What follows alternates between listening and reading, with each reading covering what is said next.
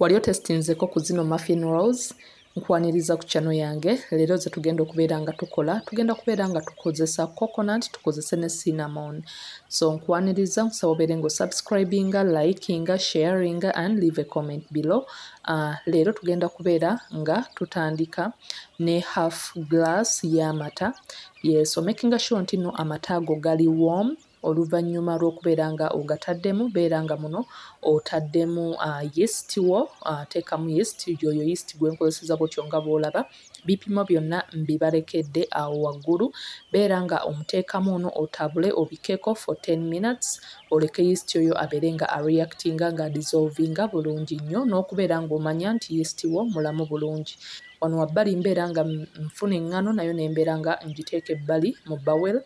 Then oluvannyuma lw'eddakiika 10 mbeera nga ntabulamu okulaba nti yeast yenna adissolvinze bulungi nnyo ddala bw'otyo nga bw'olaba. Omakinga sure nti n'amata ago tegali hot ate tegali cold because kino kisobolera ddala okutta yeast. Oluvannyuma muno tubeera nga tuadingamu sukaali ne ku munnyo omutonotono n'obeera ng'otabulamu. Then oluvannyuma beera ng'ogattamu eggi nalyo libeera ng'oliwiskinga bulungi nnyo libeere nga lidissolvingira muli bulungi nnyo. Eggi lino making sure nti nayo liri at room temperature, so beera nga otabulamu. Oluvannyuma bino tugenda kubeera nga wet ingredients tubeera nga tuziyiwa mu dry ingredients. Ng'era mu dry ingredients twakozesezza ngano yokka, so wano beera nga otandika okubeera ng'omixinga, okubeera ng'ofoominga ddo. Yes, tugenda kubeera nga tumixinga mpola mpola. Bwekuba gwe mulundi gwe ogusose ku channel yange nkwaniriza kusaba obeere ng'onyambako okubanga channel yange ekula yeno Ugandan Kitchen. Kusaba obeere nga osubscribinga, okusubscribe button obeere ng'onyigako. Beera ng'ogenda maaso onyige ku notification, obeere ng'otaninga on akadeeko, obeere nga ojja kubeera notified bwe mba nga nina video gye ntaddeyo.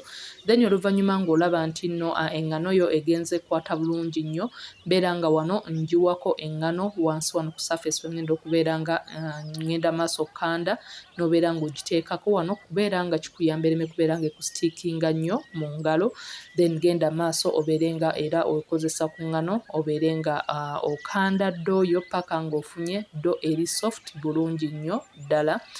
Eŋŋano nakozeseza at first bwabadde obuglaasi 2 obw'eŋŋano. Then nagenze maaso nga ngenda adingamu eŋŋano, so roughly niyinza okuba nakozeseza obuglaasi 3 obw'eŋŋano. So oluvannyuma nga ddoyo eri soft bulungi nnyo tekyakukwatira mu ngalo, beera nga kati wano okozesa butter oba prestige okubeera nga wano omugattamu ddoyo ogende maaso okubeera nga okanda bulungi nnyo obeere nga omixinga. Butter ono kyayamba ku ddoyo kwe kubeera nga gimakinga elastic, ebeere nga stretchinga bulungi nnyo, ebeere nga eri soft, nti ne yeast oli wanaaba nga reactinze bulungi nnyo eŋŋano yesobole okubeera nga stretchinga ofune omugati oguli soft bulungi nnyo. So omixinga paka nga ofunye ddo eri soft. Oba weetaaga okubeera ng'okozesaako era ku flour, omukozesaako katono n'omixinga. Oluvannyuma beera nga ogiteeka mu bawel, obikeko cling film, obeere ng'ogiteeka mu kifo ekibuguma oba ekifo ekiri warm oba nga mu oven oba okugibeera ng'ogibikako edabulinga in size. Kusaba obeere ng'onyambako okuba nga channel yange ekulawo ye Ugandan Kitchen, clickingawo kaawo obeere nga onyiga ku subscribe button, kiba kitegeeza omaze okusubscribinga. Nkwaniriza then ddamu onyigeko ojje wano ku notifications onyige ku all. Awo kitegeeza ojja kubeera notified buli we mba nga nina video yonna gye ntaddeyo ku YouTube. Bajja kubeera nga bakusindikira notification, obeere nga ojja ku channel obeere ng'olaba video. Kusaba buli woba ng'olina video gy'olabye likinga oba put a thumbs up awo, obeere nga ogenda maaso to leave a comment osobola okubeera ng'ontegeezaako gwe batya wo preparinga recipe eyo gy'oba osaze okubeera ng'okommentingako, kiki wandiyagadde okubeera ng'olaba ku channel yange, sharinga with your family and friends. Then wano oluvannyuma ng'omugati gwaffe guli mu kubeera nga gudabulinga in size, wano mbeera nga mixinga sukaali nembeera nga nteekamu cinnamon powder oba budalasini, nembeera nga nteekamu ne a little bit of ginger powder, nembeera nga bino byonna mbitabula nembiteeka ebbali. At first nabadde nkozesezza nga quarter cup ya sukaali, but later on nembeera nga nayongeddeko another quarter, so awamu yeyo half cup eya sukaali gye nakozesezza. Wali nabadde ninawo shredded coconut. So wano oluvannyuma lw'essaawa 2 nga eŋŋano yaffe emaze okubeera ng'edabulinga in size bw'otyo nga bw'olaba, yeast yareactinze bulungi nnyo, eri soft bulungi nnyo. Beera ng'ogiggyamu obeere nga ogikandamu. then tugenda kubeera nga tujawuzaamu tugenda kubeera nga tukola ezimu nga za coconut endala nga za cinnamon sugar rolls. So the other half gyoba ogyeko omakinga sure nti no ogiteeka mu bowel n'osigala ng'ogibiseeko ereme kubeera nga dryinga out.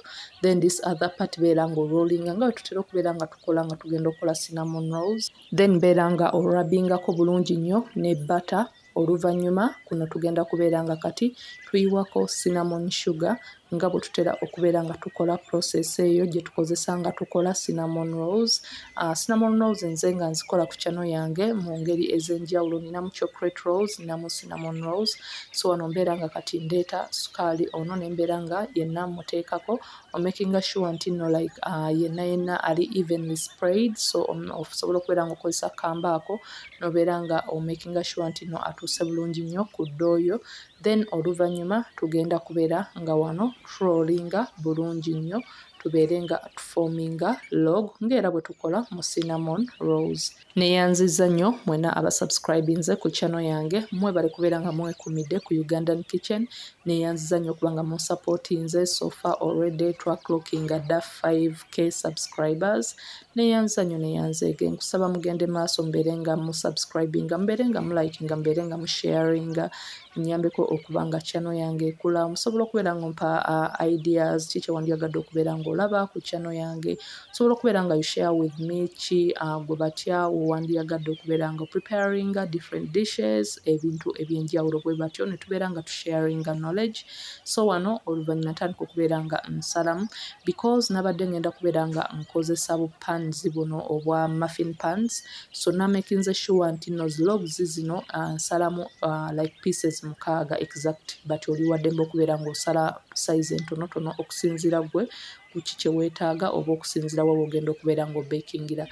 So wano nga bw'otyo bw'olaba nasoose ne mbeera nga kamafini kano ka pan nsooka nkagiriisingamuko ne butter omwo munda. Oluvannyuma ne mbeera nga ntuuzaamu obugaati bwaffe bw'otyo nga bw'olaba ddo. Kati tugenda kubeera nga ngipressingako kuli eri ebeere ng'ekka bulungi, ebeere ng'efiitinga bulungi mu ka pan, then mbikkako ka cling film tuleke ebeere ng'erestinga okumala eddakiika 10 ku 15. Wano ngenda maaso n'eddo ey'okubiri eri gye twabadde twasazeeko ne tutereka nayo ngikwata ne mbeera nga ngirollinga bulungi nnyo ddala bw'otyo nga bw'olaba. Ngenda kubeera ng'era process ebeera nga y'emu nga wali eri we nakoze mweri cinnamon sugar rolls.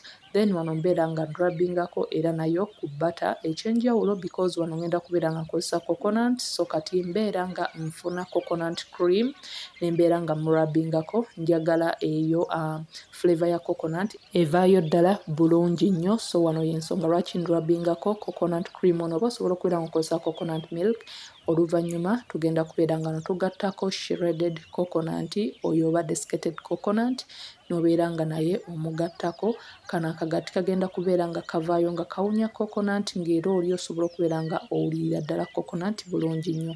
Njagala nnyo coconut, so ekintu kyonna kye nsobola okubeera nga mukolamu oba mu mmere oba mu dessert oba mu ki ngenda kubeera nga nkibaleetera wano ku channel yange. So wano nga mmaze okubeera nga nkola log bulungi nnyo obeera nga omakinga sure nti ends zonna ogigatta bulungi nnyo ebeere nga enywedde bulungi ereme kubeera nga bwetuuka okuba nga ezimba aka like roll eno esumulukukayo. So omakinga sure nti no okanywezeza bulungi nnyo mu sides zonna n'obeera nga osalamu.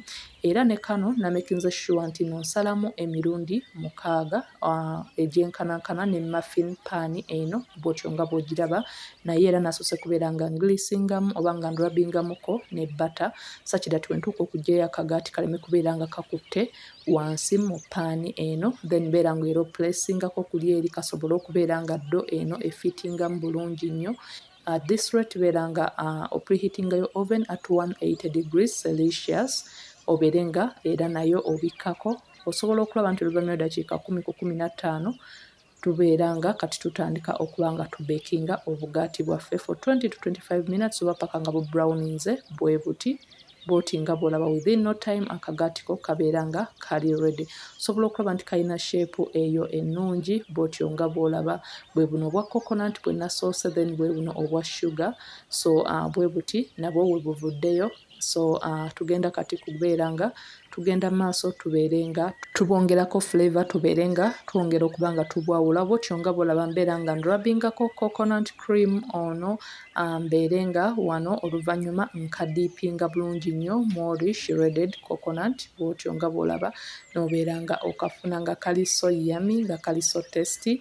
Kakuyamba n'okubeera nti okaawula ku rolls endala bw'oba obadde okoze rolls endala nga nnyingi, so n'okubeera nga okadikoratinzeeko. So wano osobola already okubeera ng'omanya nti kano ka coconut ke ŋŋenda okulya. Then buno obwa cinnamon and sugar mbeera nga ndrabbingako ne butter omumeltingako ko wali eri. Osobola okubeera nga omutereeza wali eri nga ku sigiri, oba okubeera nga oteekaawo nga ku gas n'ameltingamuko katono, oluvannyuma beera ng'omuggyawo rubbinga ku kaagaatiko. Bwotyo nga bw'olaba oluvannyuma beera ng'odiipinga mu cinnamon sugar oli gwe twakoze ne tubeera nga twatadde ebbali. So bwe bati y'engeri rolls bwaffe we buvuddeyo. Buli so yummy, abaana baabwagadde nnyo, baabwenjoyinze. So this is definitely a recipe omuntu gye nnyinza okubeera nga I recommend for you to try. Obeere nga okolera famire yo. Kali so soft akagaati, bwotyo nga bw'olaba kali so yummy, kali so tasty. Woba you a coconut lover, then this is definitely a recipe for you to try. Kusaba obeere nga subscribinga, likinga, sharinga and leave a comment below. Let me know what you think about my recipes in the comment section. Until next time, thanks for watching. Like, share and subscribe.